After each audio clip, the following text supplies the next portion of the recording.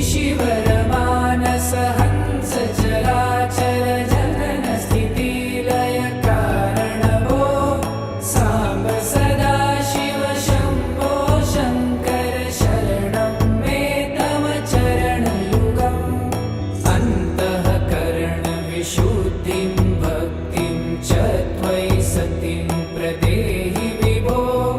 सांब सदा शिव शंभो शंकर शरणं मे तव चरणयुगम्